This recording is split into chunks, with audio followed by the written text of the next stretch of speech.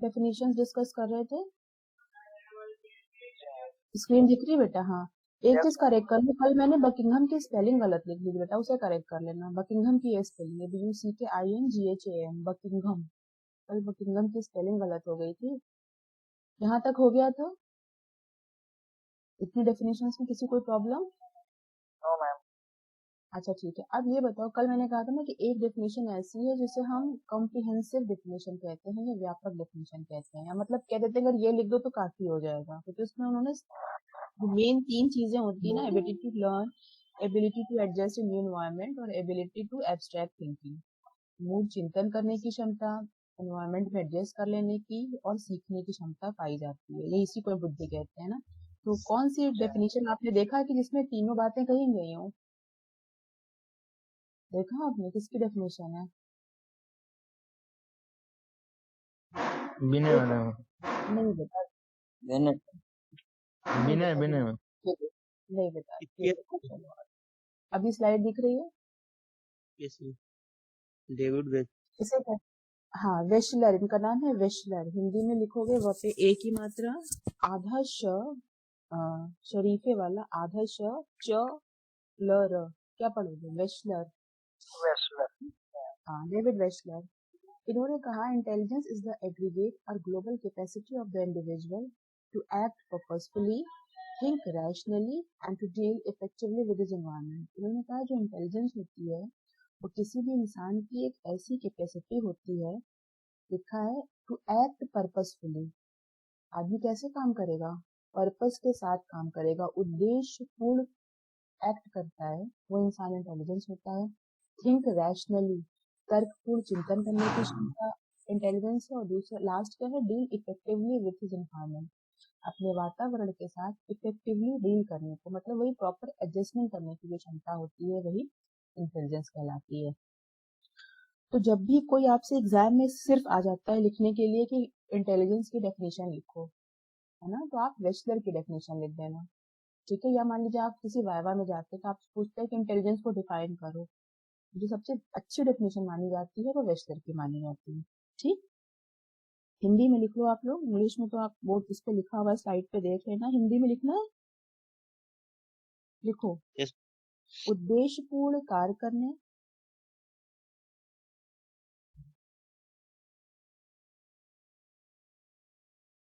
हो गया, उद्देश्यपूर्ण कार्य करने, कॉमा कॉमा तर्कयुक्त चिंतन करने,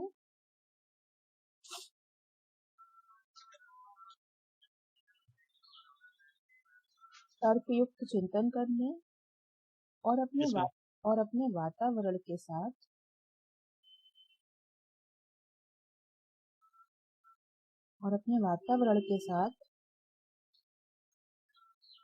Yes, ma'am. प्रभावपूर्ण ढंग से व्यवहार करने की,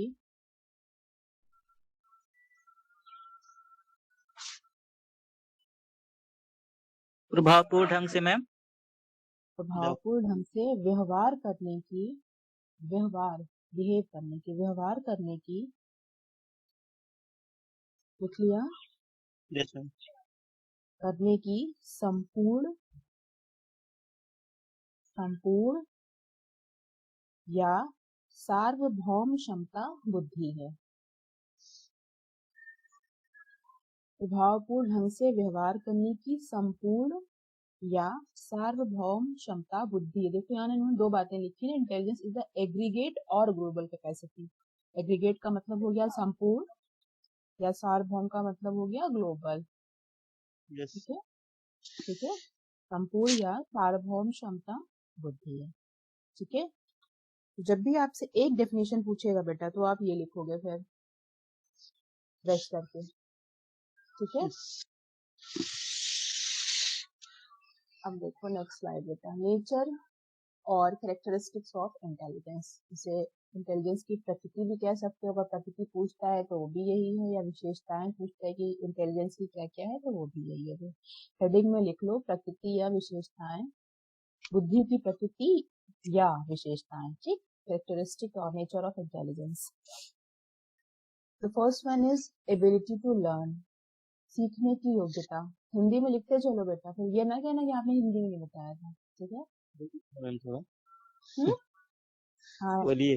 हाँ, इस बार मैं हिंदी मैंने देख लिया। लिखो एबिलिटी टू लर्न, सीखने की योग्यता। ये हम सब जानते हैं कि जो जितनी जल्दी, जिसकी इंटेलिजेंस जितनी ज्यादा होगी वो उतनी जल्दी सीख लेगा, है ना। जो जितनी जल्दी सीख लेता है वो उतना ज्यादा बुद्धिमान है। एबिलिटी टू लर्न, सीखने की योग्यता। हम कितना जल्दी सीखते हैं ये चीज दर्शाती है कि हम कितना इंटेलिजेंट है या हमारे अंदर कितनी बुद्धि है। ठीक। एबिलिटी टू एब्स्ट्रैक्ट थिंकिंग, अमूर्त चिंतन करने की क्षमता या योग्यता। अब अमूर्त चिंतन क्या? अमूर्त चिंतन उसी कहते हैं कि जो चीज हमारे सामने नहीं है, जो चीज हमारे सामने कॉन्क्रीट रूप में, मूर्त रूप में सामने नहीं है, उसके बारे में भी अगर हम सोच सकते हैं, दैट इज एब्स्ट्रैक्ट थिंकिंग। और जिसके अंदर ये क्षमता जितनी ज्यादा होगी वो उतना इंटेलिजेंट पाया जाएगा। क्योंकि जो चीज सामने है हमारे, अगर उसको देख के, कोई चीज सामने रखी हुई, उसको देख के उसके बारे में हम काम कर रहे हैं तो वो कॉन्क्रीट थिंकिंग है। लेकिन उससे एक बेटर वो माना जाएगा एब्स्ट्रैक्ट थिंकिंग, अमूर्त चिंतन। एक हायर ऑर्डर थिंकिंग है ये, ठीक है। अमूर्त चिंतन हायर ऑर्डर थिंकिंग है कि जो चीज सामने नहीं है उसके बारे में भी आप इमेजिन कर ले रहे हैं। ठीक। Next is ability to adjust in new environment, नए वातावरण में या अपने वातावरण में एडजस्ट होने की क्षमता इंटेलिजेंस है। ठीक। जैसे जो भी नया वातावरण आया है उसमें एडजस्ट हो जाना। जैसे अभी आप देखो कोविड पीरियड चल रहा है, अभी आपकी क्लासेस बंद हो गई थी तो हम लोगों ने क्या किया, हम लोग ऑनलाइन पे शिफ्ट हो गए, है ना। जो भी नया इन्वायरमेंट था हमने इसमें एडजस्ट कर लिया। आप देखो कि जो आपकी क्लासेस चलती थी, अगर आपका कॉलेज खुला होता तो सेम यही क्लास तो चल रही थी, यस सेकेंड थर्ड पीरियड, है ना। तो कोई, मुझे नहीं लगता कि आपके शेड्यूल में या कोई आपके उसमें कोई बहुत बड़ा चेंज आया है ना। सेम क्लासेस जो आपके कॉलेज में चलती थी वो आपकी यहाँ चल रही, तो हमने अपने आप को स्मूथली एडजस्ट कर लिया है ना।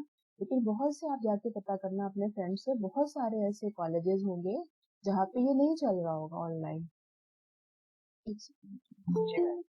हाँ, तो अब ये बताओ तो उनका क्या होगा, उनके वो लोग एडजस्ट नहीं कर पाए हैं, है ना। तो इसका मतलब कि ये जो टाइम पीरियड है, 15 दिन 1 महीना जो बंद रहा, इतना तो वो पीछे हो गया ना, है ना। तो जो अपने आप को नए एनवायरनमेंट में, नई जो भी सिचुएशन आई उसके आपने आप एडजस्ट कर ली उसके अकॉर्डिंग, दैट इज इंटेलिजेंस। वो जितना जल्दी कर लेगा वो उतना इंटेलिजेंट है। इंटेलिजेंट पर्सन की ये निशानी है।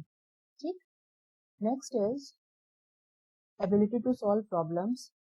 कोई भी कठिनाई आ रही है, प्रॉब्लम आ रही है, चुनौती आ रही है, उसको सॉल्व करने की जो क्षमता होती है वो इंटेलिजेंट पर्सन की निशानी है, या इंटेलिजेंट बुद्धि, बुद्धि को शो कर रही होती है। ठीक है कि आप प्रॉब्लम को कितनी जल्दी सॉल्व कर लेते हैं।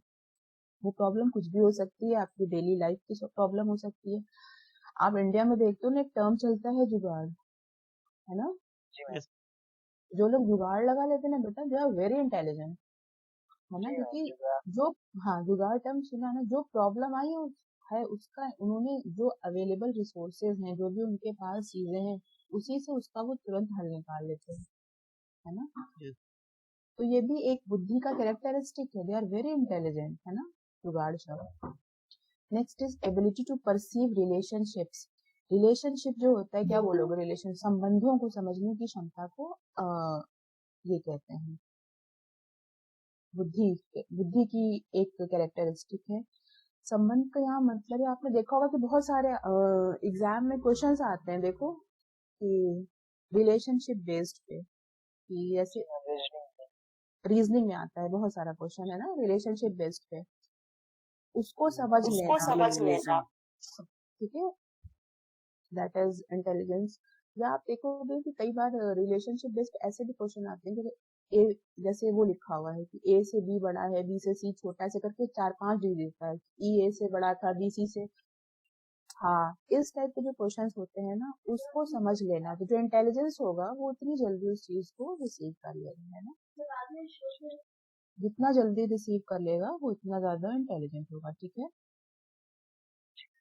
Okay. And the last is ability to learn by experience. इस पे हम लोग डिस्कस कर चुके हैं कि हाँ, कल इसी पे हमने बात की थी, तो ये भी एक्सपीरियंस इंटेलिजेंस का है कि कौन कितना जल्दी एक्सपीरियंस से लर्न करता है। देखो, अगर हम अपने भी एक्सपीरियंस से लर्न नहीं कर पाए, हमसे बेवकूफ कोई नहीं है ना। हम बार बार एक गलती रिपीट करते हैं, देखिए कई बार हम धोखे खा रहे होते हैं। नेक्स्ट इज, कई लोग होते हैं, अगर आप अपने एक्सपीरियंस से लर्न कर लेंगे, अगर आप अपने एक्सपीरियंस से लर्न कर लेते हैं, कैसे इंटेलिजेंट का एक कैरेक्टरिस्टिक माना गया है कि to learn by experience, experience से सीख लेना, व्हाट इज दिस? एग्जांपल दो डेली लाइफ का।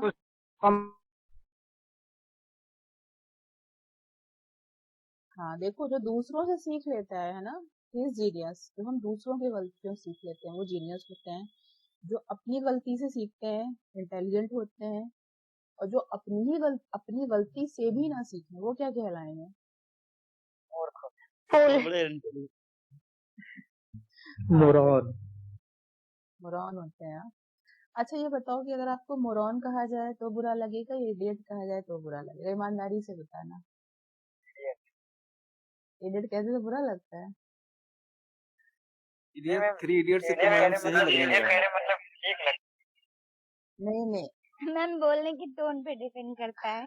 अच्छा, पता जो है प्यार से ये कहना चल रहा है, मोरॉन मैम ज्यादा प्रचलित नहीं है तो इसलिए बुरा लगता है कि अच्छा? मैम जब से थ्री इडियट फिल्म आई तब से इडियट मैम अच्छा लगता है। सबसे अच्छा लगने लगा है। और अगर मोरा इडियट, और अगर मोरॉन कहते हैं तो कैसा लगता है? अगर आपने किसी ने आपको मोरॉन कहा, यदि आपको कहना तो आप चाहे जो कहिए मैम, कोई दिक्कत मैम ये एब्स्ट्रैक्ट पर डिपेंड नहीं करता नहीं है। वर्ड का मीनिंग ही नहीं पता तो बुरा क्या लगता? हाँ एक्चुअली देखो, जैसे इसने कहा ना कि जो अपनी देखो, हाँ देखो, बात कहाँ से होती है कि जैसे ने कहा ना कि जो अपनी गलती से भी ना सीखे इज मोरॉन। आगे अभी हम देखेंगे कि कौन मोरॉन है कौन इडियट है, क्योंकि इडियट हम इतना कॉमन टर्म हो गया है ना कि मतलब हम उसका वही नहीं समझते, हर किसी को बोल देते हैं इडियट, है ना। और उसने तो कहा जब से थ्री इडियट आई, इडियट क्यूट लगने लगा है कि चलो ठीक है, अच्छा सा है, तो इतनी लेकिन मैम इडियट ज्यादा बेकार है। हाँ, अच्छा बेकार कुछ भी नहीं है, लेकिन हम मतलब जाने बिना हम एक दूसरे को कह रहे होते हैं ना, मोरॉन भी कह रहे होते हैं, हम मतलब नहीं जानते हैं। और इडियट तो ऐसा टर्म है कि मतलब हम बचपन से सुन रहे हैं, तब से हमें कहा भी जा रहा है, हम भी दूसरे को कह रहे हैं, इसका मतलब भी नहीं जानते हैं। जैसे मैम लोग पागल बोलते हैं, पागल मतलब मेंटली डिस्टर्ब, हम्म, लेकिन उसका कितने सेंस ही नहीं होता है। बहुत कॉमन टर्म है, हम लोग यूज कर रहे होते हैं घर में। इसमें हम देखेंगे ना कि कौन इडियट किसे कहा जाता है, आईक्यू के टर्म में किसे मोरॉन कहा जाता है। ठीक,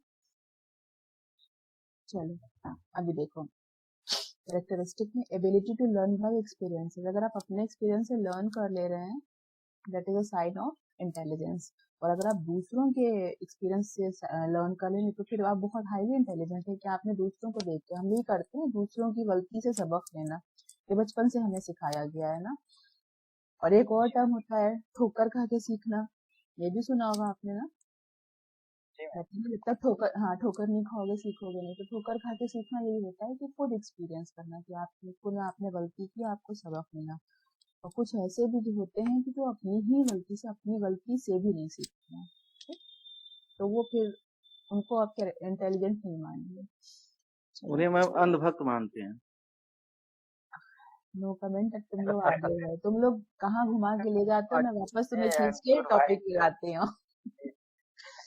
चलो पॉलिटिकल टॉपिक ना बनाए।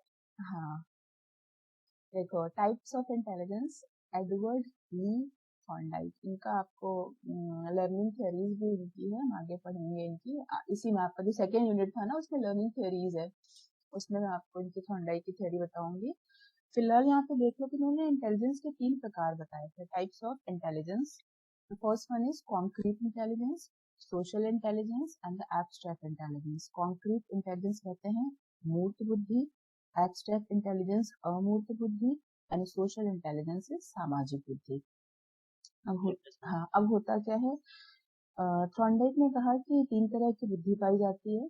इन्होंने कहा कि 3 तरह कह लो या 3 लेवल कह लो, है ना, कि ऐसा कोई एग्जैक्टली टाइप नहीं है, समझ रहे हो, क्योंकि इंटेलिजेंस जो होता है वो एक एब्स्ट्रैक्ट कॉन्सेप्ट है, तो आप बिल्कुल एग्जैक्टली से टाइप नहीं कह सकते। पर उन्होंने बताया था कि 3 तरह के इंटेलिजेंस पाई जाती है लोगों में। पहला है कॉन्क्रीट, उन्होंने कहा कि जिन लोगों में ये मूर्त चिंतन पाया जाता है, मूर्त बुद्धि कहते हैं उनको, कि जो चीजें सामने होती है, जिनके अंदर ये वाली इंटेलिजेंस होगी, तो वो क्या करेंगे कि चीजों को अच्छे से मैनिपुलेट कर सकते हैं, वो वाले काम वो अच्छे ढंग से कर सकते हैं जो कि चीज सामने होती है। ठीक, उन्होंने एग्जाम्पल दिया था, जैसे कि कोई शिल्पकार है, कुछ सामने रखा हुआ है तो उसे बना लेगा।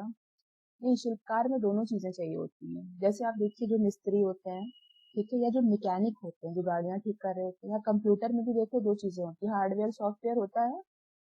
yes, हाँ हाँ, सॉफ्टवेयर में तो एप्लीकेशन होते हैं, लेकिन हमारा कंप्यूटर खराब होता है ना, बैटरी खराब हो गई, उसका कीबोर्ड खराब हो गया, मदरबोर्ड खराब हो गया, माउस खराब हो गया, हम बनवाने जाते हैं, दैट इज हार्डवेयर। तो जो लोग हार्डवेयर का काम बना रहे होते हैं कंप्यूटर का, उनके अंदर कॉन्क्रीट इंटेलिजेंस ज्यादा होती है। ठीक, ऐसे जितने भी लोग जिनके अंदर कॉन्क्रीट इंटेलिजेंस ज्यादा होती है, कि जो सामने रखी चीजों को अच्छे ढंग से कर लेते हैं। ठीक, मूर्त बुद्धि कही जाएगी। एब्स्ट्रैक्ट इंटेलिजेंस कही जाती है, इन लोगों में पाई जाती है अमूर्त, जिनमें अमूर्त चिंतन करने की क्षमता हो। ऐसा ये इंटेलिजेंस उनमें पाई जाती है कि जो चीज सामने नहीं होती है, जो चीजें मूर्त रूप में सामने नहीं हो, उसके बारे में भी ये सोच के काम करते हैं। जैसे कि जितने भी साइंटिस्ट होते हैं, उनके अंदर ये चित्रकार हो गए, साइंटिस्ट हो गए, कवि हो गए, मैथमेटिशियंस हो गए, टीचर हो गए, है ना, कि जो चीजें प्रेजेंट नहीं है उसके बारे में सोचना। ठीक है, तो जिनके अंदर yes, एब्स्ट्रैक्ट थिंकिंग होगी, वो लोग इस काम में, वो लोग इमेजिनेशन इमेजिनेशन जिनकी ज्यादा होगी। ठीक, इसके अंदर आपके डिजाइनर आ जाएंगे, आर्किटेक्ट आ जाएंगे, है ना, कि जो लोग जो चीजें प्रेजेंट नहीं है उसके बारे में भी वो चीज सोच लेते हैं। एक होता है सोशल इंटेलिजेंस, सामाजिक बुद्धि, जिसके अंदर सोशल इंटेलिजेंस होता है, ये लोग लोगों को अच्छे ढंग से समझते हैं, लोगों की फीलिंग को समझते हैं, उनकी थिंकिंग प्रोसेस को अच्छे से समझते हैं। ऐसे लोग सोशल, जहाँ पे लोगों का इंटरेक्शन जहाँ पे होता है, ये काम ये अच्छे ढंग से कर लेते हैं। जैसे आप देखो इसमें आपके पॉलिटिशियंस आ जाएंगे, ये लोगों को अच्छे ढंग से डील कर लेते हैं। और इसमें आपके काउंसलर्स आ जाएंगे, और कौन आ जाएगा, व्यापारी, व्यापारी आ जाएंगे, समाज सुधारक आ जाएंगे, है ना। ऐसे लोग जो लोगों से अच्छे ढंग से डील कर लेते हैं। आप देखो कि जो एचआरए होता है ना, ह्यूमन रिसोर्स, आप देखो एचआरए होता है ना, कहीं भी किसी ऑफिस में जाओ, देखो कि जो इस पे बैठे होते हैं ना, कहाँ क्या बोलते हैं, काउंटर पे पहले लोग जो डील करते हैं लोगों से या ऑफर दे रहे होते हैं ना, इन लोगों में सोशल इंटेलिजेंस ज्यादा होती है। या पीआर जो होते हैं ना, पीआर क्या बोलते हैं, पब्लिक रिलेशन, है ना, पीआर होता है हमेशा भी। तो जो लोग ऐसे जो लोगों से अच्छे ढंग से डील कर ले जाए, है ना, जिनके अंदर ये वाली इंटेलिजेंस होती है, लोगों से अच्छे ढंग से डील कर लेते हैं। लॉयर आते हैं, लॉयर में, हाँ बेटा देखो, लॉयर में ना दोनों इंटेलिजेंस आती है, सोशल भी आती है, एब्स्ट्रैक्ट भी आती है। सोशल इसलिए आती है कि लोगों को ये कन्विंस कर ले जाते हैं अपनी बात से, है ना। और एब्स्ट्रैक्ट इसलिए भी इसलिए होती है कि मतलब जो चीज सामने नहीं उसके बारे में भी पहले से ही कई सवालों के जवाब ये तैयार करके रखते हैं, है ना। अच्छा, एक बात और, जरूरी नहीं कि हर एक इंसान में एक ही चीज हो, है ना, कई सारी इंटेलिजेंस उसके अंदर हो सकती है। हाँ, हो सकता है किसी एक से दिखता हो, पर थोड़ी थोड़ी सब पाई जा सकती है। ऐसा नहीं कि सिर्फ कॉन्क्रीट है तो एब्स्ट्रैक्ट और सोशल बिल्कुल नहीं होगी, ऐसा नहीं है। क्योंकि अगर आप देखो कि मान लो कि कोई मैकेनिक है या कोई इलेक्ट्रीशियन है, जो हमारे घर का सामान खराब हो जाता है ना, मिक्सर खराब हो गया, एसी खराब हो गया, हम लोगों को बुलाते हैं, काम करवाते हैं ना अपने घर का। उसके अंदर कॉन्क्रीट इंटेलिजेंस तो है, तभी तो वो काम कर ले रहा है ना, कोई चीज खराब हो गई बना लिया, लेकिन उसके अंदर सोशल इंटेलिजेंस भी होती है। आप देखो वो कितना कन्विंस कर लेता है ना आपको, कि आपके अगली बार भी कुछ प्रॉब्लम आएगी, आप उन्हीं को बुला रहे होगे, या आपने एक चीज को बताया होता है, वो 10 चीज और बताते हैं, अच्छा आप ये भी करवा लीजिए, ये भी दिखवा लीजिए, है ना, क्योंकि वो हमें कन्विंस कर ले जाते हैं अपनी बातों से। इसका मतलब उनके अंदर सोशल इंटेलिजेंस भी है। ठीक, हाँ, yes, ma'am. अब बताओ कौन क्या बोल रहा था। कल देख रहे थे, ये जो तीनों लेवल दिए हैं गैरिट के अनुसार बताया गया है। डायरेक्ट नहीं, ये थॉर्नडाइक ने दिया है बेटा, कॉन्क्रीट, सोशल, एब्स्ट्रैक्ट। ठीक है, तो उसमें थॉर्नडाइक में मोटर यूज किया है, क्या अरे यूज एक करा बुक है, अपने हो सकता है कुछ गलत किया हो। कंक्रीट को कहीं कहीं आपको मैकेनिकल इंटेलिजेंस भी कहेंगे। ठीक है, अगर मोटर है कंक्रीट, बस वही है। हाँ, कंक्रीट को मैकेनिकल कहेंगे तो वही तुम समझो ना, मतलब देखो भाव समझ जाओ ना, तो ओके मैम। शब्द बदलते देर, कंक्रीट का मतलब वही मैकेनिक से ही आ गया ना, कि जो चीज सामने है। हाँ, अच्छा, तो वही सेम चीज है। जैसे आप जो कॉन्क्रीट एब्स्ट्रैक्ट इसलिए हम लिखते हैं कि कॉन्क्रीट का जस्ट ऑपोजिट है एब्स्ट्रैक्ट। तो तुम्हें याद रहेगा कि कॉन्क्रीट एब्स्ट्रैक्ट हो गया, एक सोशल हो गया। अगर मैकेनिकल लिखेंगे तो तुम्हें 3 चीजें याद करनी पड़ेगी, है ना। ऐसे अगर एब्स्ट्रैक्ट और कॉन्क्रीट इकट्ठे याद कर लोगे, क्योंकि कॉन्क्रीट और एब्स्ट्रैक्ट एक दूसरे के ऑपोजिट हैं, एक है सोशल, है ना। तो कंक्रीट में वही करते हैं जहाँ पे मैनिपुलेशन हाथ से आदमी कर ले, कोई चीज बना ले हाथ से। जैसे लोग कढ़ाई कर रहे होते हैं बेटा, देखा है, वो मैकेनिकल जितनी अच्छी कढ़ाई कर ले जाएंगे, जितनी अच्छी सिलाई कर ले जाए, है ना। लेकिन ये डिजाइन नहीं सोच पाएंगे कैसे बनाना है। इनको आप डिजाइन बना के दे दो ना, डिजाइन बना के आपने दे दी, फिर उस पर बहुत अच्छा काम कर ले जाएंगे। क्योंकि ये काम मैनुअल हाथ से जो काम हो रहा है ना, मोटर जानते हैं ना हम लोग बात की तरह, सेंसरी मोटर, मोटर मसल्स को कहते हैं, हाथ पैर की मसल्स को। या वो मशीन वाली भी मोटर, वो वाला नहीं, मसल मतलब मस्कुलर काम, जो हाथ पैर से आप अच्छे ढंग से जो काम कर ले जाते हैं, दैट इज कॉन्क्रीट इंटेलिजेंस। ये देखो जैसे बढ़ई आ जाता है, जो आपके होते हैं ना बढ़ई जो काजू जो काम कर रहे होते हैं, ये बहुत अच्छे से कर लेंगे। जो आपके प्लम्बर्स होते हैं ना, पानी का जो काम करते हैं, नल का काम है ना, फिटिंग होती है ना हमारे घर में, या जो हमारे घर में जैसे टोटी वगैरह लगाते हैं। हाँ, ये सारा काम हो गया। मतलब जो जिसमें कारीगरी होती है ना, हाथ से दिखाई देने वाली, ये काम ये बहुत अच्छा कर लेते हैं, है ना। इनके हाथ का मतलब हुनरमंद हाथ, हुनर हाट जैसे होता है, आपने सुना है ना, हुनर हाट, इस टाइप की चीजें लगती है, शिल्पकार हो गए, है ना। तो जिनके अंदर कॉन्क्रीट इंटेलिजेंस होगी बेटा, वो ये सब काम बहुत अच्छा कर लेंगे। एब्स्ट्रैक्ट इंटेलिजेंस जिनकी होगी, वो कोई प्रॉब्लम को सॉल्व कर लेंगे, है ना। अभी आपको बताया नहीं क्या, पर वो सोच लेंगे उसके बारे में कि जो चीज अभी है नहीं, उसके बारे में दिमाग लगा के सोच लेंगे कैसे इसको हल करें। साइंटिस्ट हो गए, आपके मैथमेटिशियन हो गए, है ना, कुछ सामने तो नहीं रखा है ना, मतलब वो दिमाग से सोच लेते हैं, ठीक है।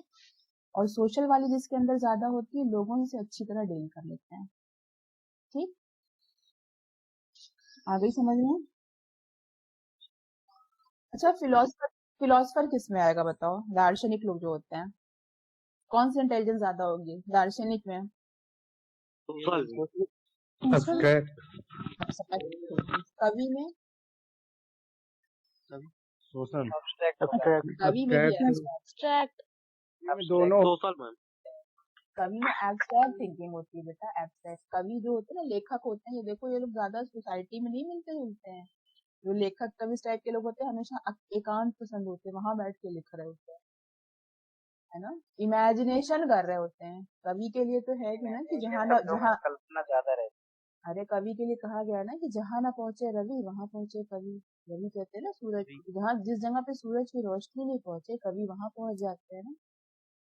कैसी कैसी बातें लग जाते हैं, तो अमूर्त चिंतन कर रहे होते हैं। और सामाजिक बुद्धि देखो दुकानदार में बहुत ज्यादा होती है ना, जो लोग दुकान कर रहे होते हैं, है ना। या मैम फिलोसफर कंक्रीट में आएगा कि एब्स्ट्रैक्ट में? ना बेटा, एब्स्ट्रैक्ट। फिलोसफर तो सोच रहा हो, फिलोसफर का काम क्या है, भगवान एक है कि दो है भी कि नहीं है तो क्या प्रूफ है ना। ये दुनिया किसने बनाई है, किसी ने बनाई भी है, ये पहले डॉक्टर में से। मैम तो तीनों आने। डॉक्टर में तीनों आएंगे, देखो डॉक्टर में भी सर्जन जो होंगे, जो आपका फिजिशियन होता है, उसके लिए एब्स्ट्रैक्ट चाहिए, ठीक। लेकिन जो सर्जन होगा उसके लिए एब्स्ट्रैक्ट भी चाहिए, क्योंकि उसको सर्जरी करनी है, ऑपरेशन परफॉर्म करना है, तो कंक्रीट भी उसका हाथ साफ होना चाहिए। और सोशल इंटेलिजेंस, डॉक्टरों को लोगों से बहुत डील करना पड़ता है, उन्हें कन्विंस करना पड़ता है, क्योंकि डॉक्टर के पास नॉर्मल इंसान नहीं जाता है ना, ऑलरेडी वो बहुत परेशान होता है। तो डॉक्टर को उनको मेंटली लेवल पे डील भी करना है। एब्स्ट्रैक्ट इंटेलिजेंस उसकी होगी तभी तो वो अंदाजा लगा पाएगा कि क्या क्या है, कौन सी दवाएं लिखें, है ना। और कॉन्क्रीट जो सर्जन होते हैं, जो सर्जरी करते हैं बेटा, जो ऑपरेशन करते हैं, उनके अंदर कॉन्क्रीट इंटेलिजेंस भी होती है, क्योंकि अगर वो नहीं होगी तो फिर वो उनका ऑपरेशन सक्सेसफुल नहीं होगा, ठीक। यही बात यहाँ से ये समझो कि जरूरी नहीं है कि जिस इंसान में एक इंटेलिजेंस होगी बाकी नहीं होगी, ऐसा नहीं है। हाँ, लेकिन किसी एक इंटेलिजेंस की अधिकता हो सकती है, ठीक है, समझिए। चलो आगे बढ़ते हैं। बेटा आगे बता। ये बेटा बुद्धि है क्या, मतलब क्या किलो बता दें, ये आधा किलो ये थी, 2 किलो वो थी, या परसेंटेज है। कितने प्रकार बुद्धि के ये नहीं बेटा, इंटेलिजेंस को आप डिफाइन, वो इंसान कैसे काम कर रहा है, हमें उसके काम के ढंग से हम देख के बता देंगे कि इसके अंदर कौन सी इंटेलिजेंस अपने आप में नहीं दिखेगी, हम बिहेवियर देख के बताएंगे। हाँ हाँ, हम उसका परफॉर्मेंस या बिहेवियर देख के हम बताएंगे कि उसके अंदर कौन सी इंटेलिजेंस ज्यादा है ना। अब कितनी है ना, मैम हम नहीं बता सकते। अच्छा सुनो, जरूरी नहीं कि अगर मान लो एक इंसान एब्स्ट्रैक्ट कभी इंटेलिजेंस दिखा रहा है, आप उससे एक बार मिले, उसने बड़ी दार्शनिक बातें की, आपने सोचा इसके अंदर एब्स्ट्रैक्ट इंटेलिजेंस बहुत ज्यादा है ना, लेकिन फिर आप कभी उससे मिले, आपने उसे कोई काम करते देख लिया, आपने देख लिया कि उसने कुछ बहुत अच्छी चीज बैठ के वो बना रहा है, कढ़ाई कर रहा है या हाथ से कुछ बना रहा है, तब आपको लगेगा अच्छा इसके अंदर कॉन्क्रीट वाली भी है ना। तो कौन सा कब कौन सी इंटेलिजेंस दिखा रहा है, अब कितनी है बेटा, ये कोई हम माप ऐसे नहीं सकते ना, परसेंटेज में हम डिफाइन नहीं कर सकते इंटेलिजेंस को, है ना, क्योंकि हम मापेंगे भी बेटा तो पता नहीं उस टाइम आपने कौन सी कितनी दिखाई है ना। चलो आगे बढ़ा जाए। क्या टाइम हो रहा है? 25 11:25 बहुत टाइम है। आगे चलो, आगे वाली स्लाइड दिखा देते हैं, हिस्ट्री ऑफ इंटेलिजेंस। ठीक है, थोड़ा सा देखते हैं कि कहाँ से बात शुरू हुई इंटेलिजेंस की। देखो 1905 में फ्रांस की गवर्नमेंट ने ये जानने की कोशिश करी, उसने कहा कि हम दो तरह का करिकुलम बनाएंगे, एक तो नॉर्मल बच्चों के लिए और ऐसे बच्चों के लिए कि जो नॉर्मल बच्चों से बिलो हैं, जो उनके जैसा परफॉर्म नहीं कर पा रहे हैं। फ्रांस की गवर्नमेंट ने तय किया, तो उसने अल्फ्रेड बिने को ये टास्क दिया कि आप कोई ऐसा टेस्ट बनाइए कि जिससे हम ये जान पाए कि कौन से बच्चे एवरेज नॉर्मल बच्चे हैं और कौन से बच्चे उनसे पीछे हैं। तो पहली बार 1905 में, टास्क तो इनको पहले मिला, 1904 से ही मिल गया था, काम शुरू हो गया था, लेकिन 1905 में 1905 में पहली बार अल्फ्रेड बिने ने पहला इंटेलिजेंस टेस्ट बनाया। ठीक, अल्फ्रेड बिने फ्रांस के थे और फ्रांस की गवर्नमेंट ने उनको ये टास्क दिया था कि आप एक टेस्ट बनाइए ताकि हम ये जान पाए कि कौन से बच्चे एवरेज हैं और कौन से बच्चे बिलो एवरेज हैं, ताकि हम दो तरह का करिकुलम चला सकें। ऐसा ना हो कि सारे बच्चों को एक जैसा ही करिकुलम पढ़ना पड़े, जो बच्चे बिलो एवरेज हैं हम उनके लिए अलग करिकुलम बनाएंगे, ऐसा नहीं कि बिलो एवरेज बच्चों को भी एवरेज बच्चों वाला करिकुलम पढ़ना पड़े। तो इसके लिए गवर्नमेंट ने बिने को टास्क दिया कि आप एक इंटेलिजेंस टेस्ट बनाइए जिससे हम एवरेज बच्चों और बिलो एवरेज बच्चों को आइडेंटिफाई कर सकें। पहली बार 1905 में इंटेलिजेंस टेस्ट बना, अल्फ्रेड बिने ने इसे बनाया, और जिन्होंने टेस्ट बनाया था ये 3 से 13 साल के बच्चों के लिए था।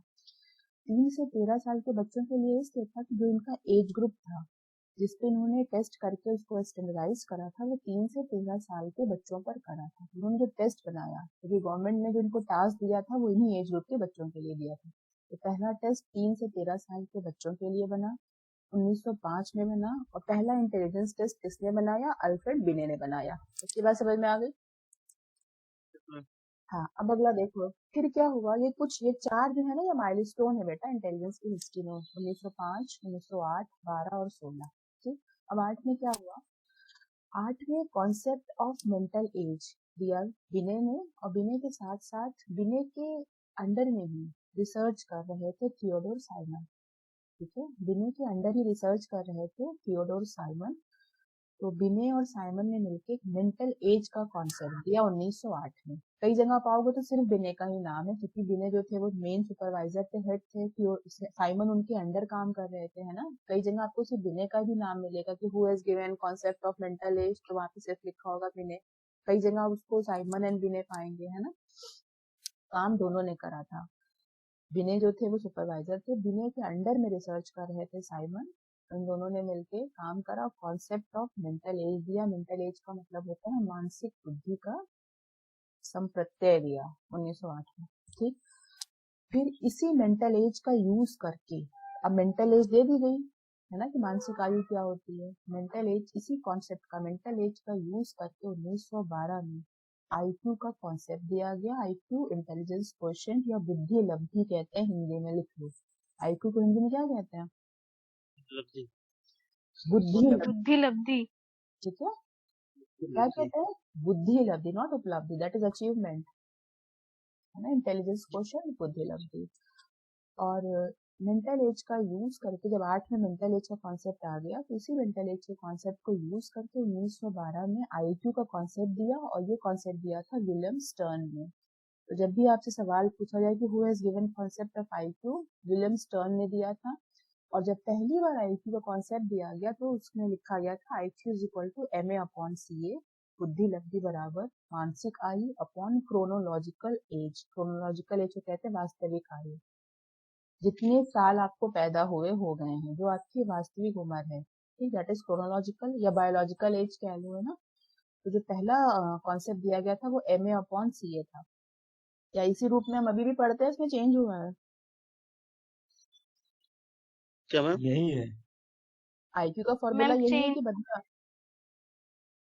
मैम इंटू और 100 हो जाता है। यही है, नीचे स्क्रीन पे लिखा हुआ है बुद्धू। इंटू 100 हो जाता है बाद में। 100 का है, मल्टीप्लिकेशन। हाँ। तो हाँ, हुआ क्या, IQ is equal to MA upon CA, इन्होंने फॉर्मूला दिया। प्रॉब्लम क्या आ रही थी कि जो आईक्यू निकल के आ रहा था वो पॉइंट्स में आ रहा था, दशमलव में आ रहा था, है ना। और बुद्धि कभी भी दशमलव में नहीं निकाली जाती।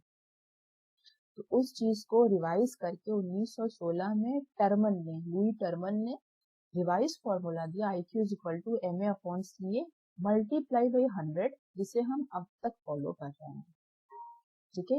IQ is equal to MA upon CA, ये स्टर्न ने पहला फॉर्मूला दिया था, but that is not complete formula दिया है लुई टर्मन ने, MA upon CA multiply by 100, ठीक।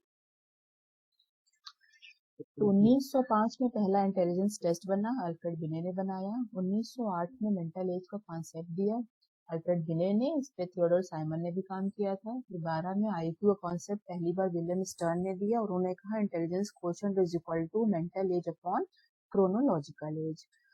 और आईक्यू के फॉर्मूले को 1916 में रिवाइज करा गया, और रिवाइज फॉर्मूला जो था वो टर्मन ने दिया था, है ना। तो कई बार पूछता है कि आईक्यू का कॉन्सेप्ट किसने दिया था, स्टर्न ने दिया था। कई बार अगर ये वाला फॉर्मूला लिख देगा कि IQ is equal to MA upon CA multiply by 100, ये वाला फॉर्मूला किसने दिया था, तो ये वाला टर्मन ने दिया था, है ना, याद मैं पूछ लिया गया आईक्यू का आविष्कार किसने किया था?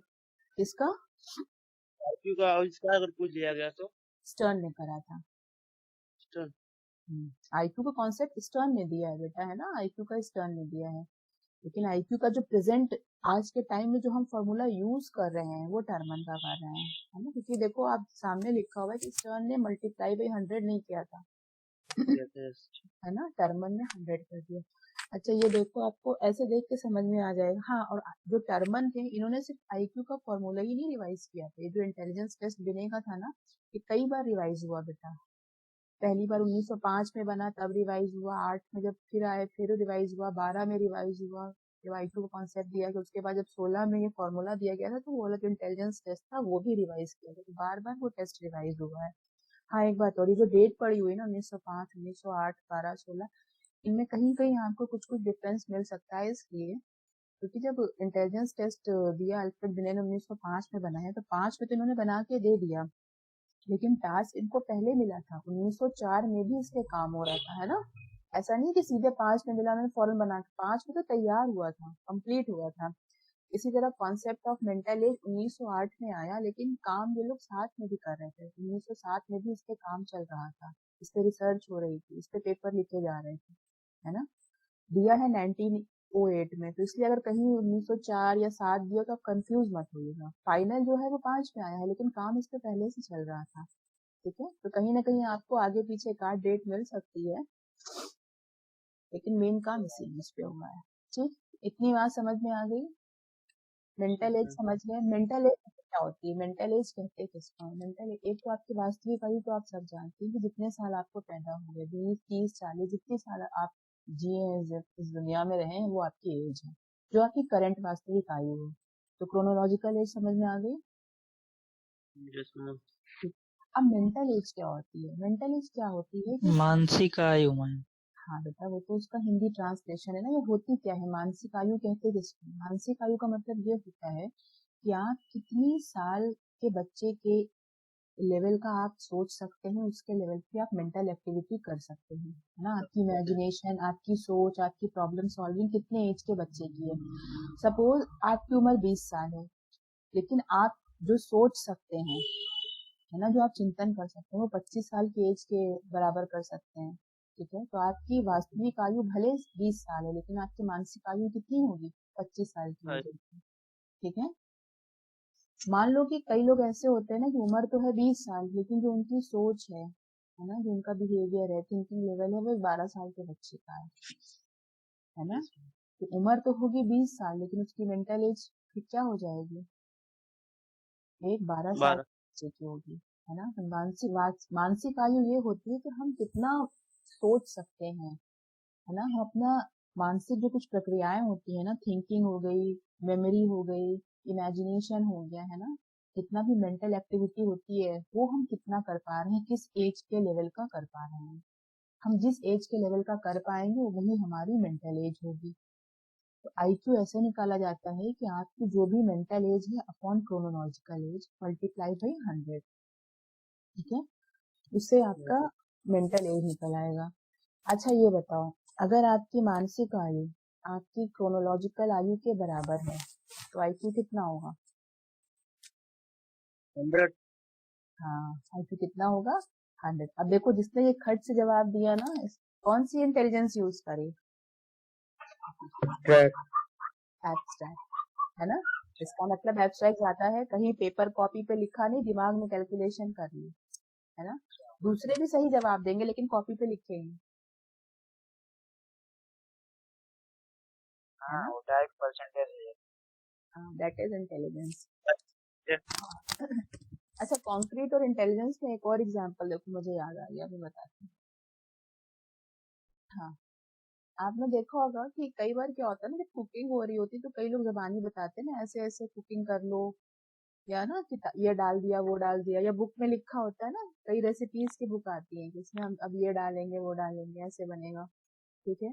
कुछ लोग सिर्फ वो सुन के या पढ़ के बना लेते हैं, उनका मतलब उनके अंदर एब्स्ट्रैक्ट इंटेलिजेंस ज्यादा है। लेकिन कई लोग क्या होता है, जब तक वो कहीं टीवी पे उसका वीडियो देखेंगे या किसी को बनाते देखेंगे, है ना, जब तक वो ना कर ले तब तक वो नहीं कर पाएंगे, है ना।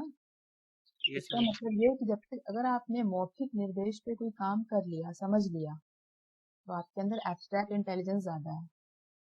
कुछ लोग एक एक लाइन पढ़ के बनाते हैं मैम, तब भी नहीं बने। अब भी नहीं बढ़िया बनाते हैं। हाँ, तब उनको किस श्रेणी में रखोगे बेटा? तो सामान से कम रहेंगे। सामान से कम कर दिया जाएगा, ठीक है, बिलो एवरेज कर देते हैं। चलो, तो और इतना ये समझ में आ गया बेटा कि ये इंटेलिजेंस का, ये आईक्यू का कॉन्सेप्ट शुरू कहाँ से हुआ, ठीक है, 1905 से 1916। अब चलो एक चीज और देखते हैं।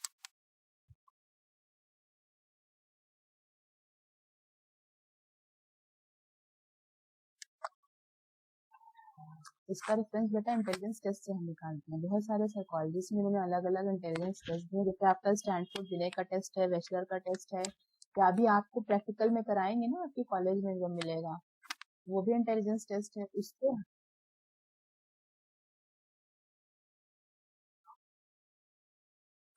बता तो नहीं है बेटा, देखो तो लेवल का यही है कि हमें मानसिक आयु निकालनी है, क्योंकि देखो आईक्यू निकालने के लिए उम्र तो सबको पता है अपनी, यस मैम।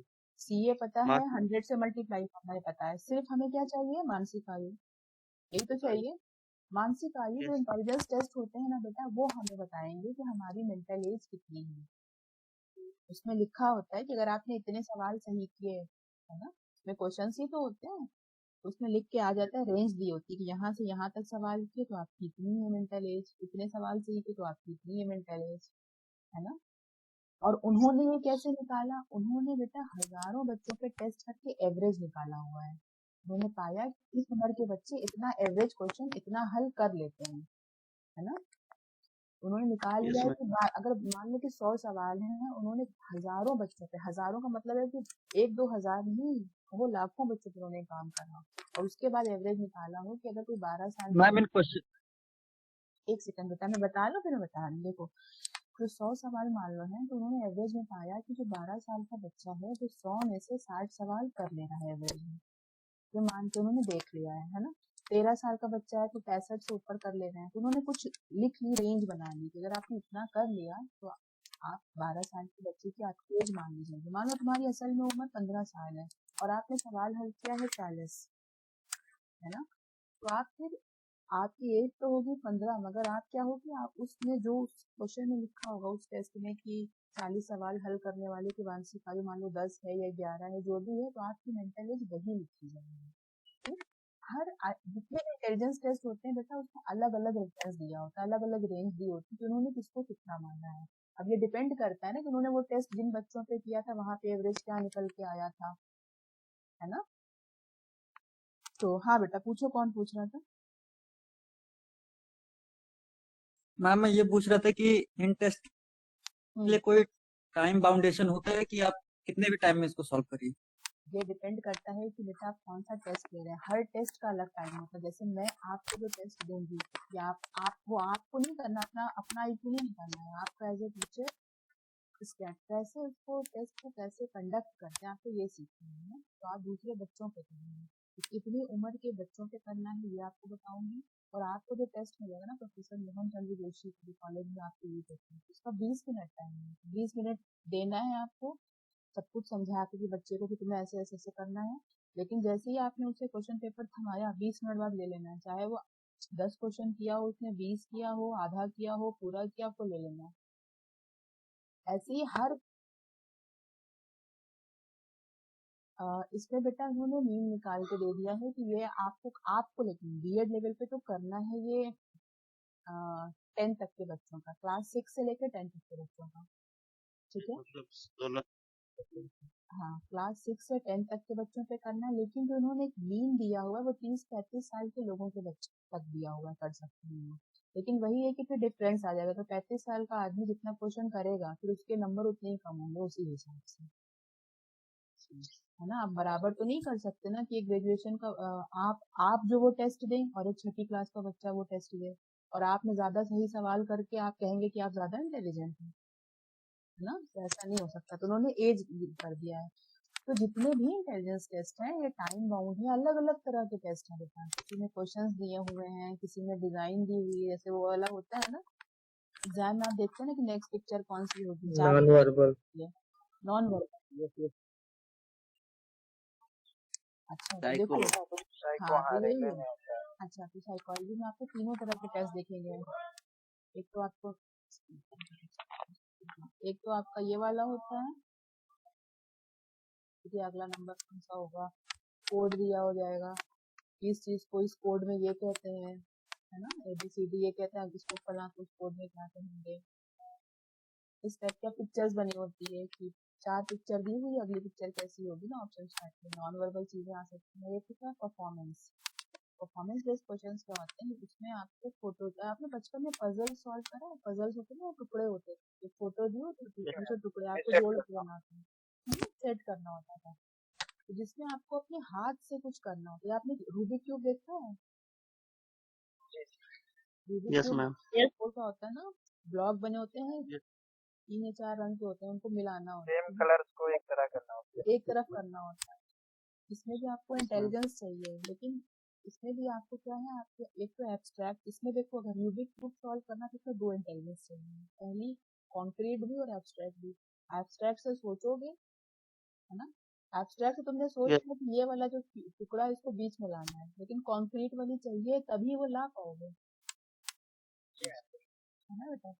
तो यही सारी चीजें हैं। तो जो बहुत अलग अलग तरह के टेस्ट होते हैं, जैसे तुम्हारा वाला जो टेस्ट है मोहन चंद्र जोशी वाला, ये वाला वर्बल है, इसमें क्वेश्चन दिया है, आंसर लिखना है। कुछ वाले होते हैं रेवन का, एक है प्रोग्रेसिव मैट्रिक्स रेवन का, रेवन वाले में वो सारे हैं नॉन वर्बल है कि कौन सा पिक्चर होगा, इसके बाद क्या होगा, इस टाइप का। और वेस्लर का भी वर्बल है, लेकिन स्टैनफोर्ड बिने का टेस्ट है, उसमें आपको परफॉर्मेंस वाला मिलेगा। कई सारे लकड़ी के टुकड़े, उनका जो सेट है पूरा इंटेलिजेंस की जो क्लिप है, उसमें कुछ लकड़ी के ब्लॉक बने होते हैं और एक फोटो दी होगी। आपको उस ब्लॉक को टाइम भी दिया होता है कि अगर इसने इतने टाइम के एक मिनट के अंदर ना तो इसको इतने नंबर मिले, 1 से 2 मिनट के अंदर के इतने नंबर मिलेंगे, इससे ज्यादा टाइम लिया तो कितने मिलेंगे, नहीं कर पाया तो 0 हो जाएगा, है ना। आप बच्चा काम करेगा और आपको नोट करना पड़ेगा कि टाइम, तभी आप एंड में टोटल उसकी मेंटल वो निकालोगे ना ये जोड़ के।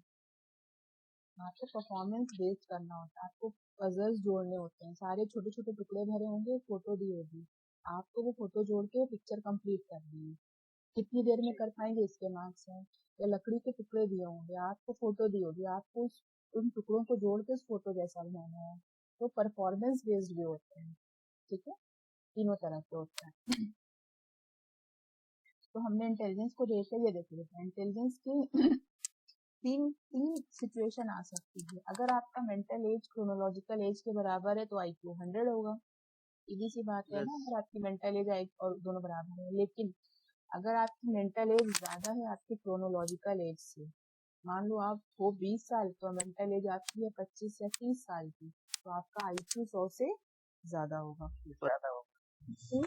और अगर आपकी मेंटल एज आपकी क्रोनोलॉजिकल एज से कम है, मान लीजिए कि उम्र आपकी है 20 साल और आपकी सोचने का जो क्षमता है वो 15 साल की ही बच्चे की, तो आपका IQ क्या हो जाएगा, बिलो 100 रहेगा, उसमें से 100। ठीक। क्या टाइम हो गया, मैं थक गई हूँ। पूरी क्लास में सब चुप रहते हो, सिर्फ मुझसे बुलवाते रहते हो। हम लोग नहीं थकते ना।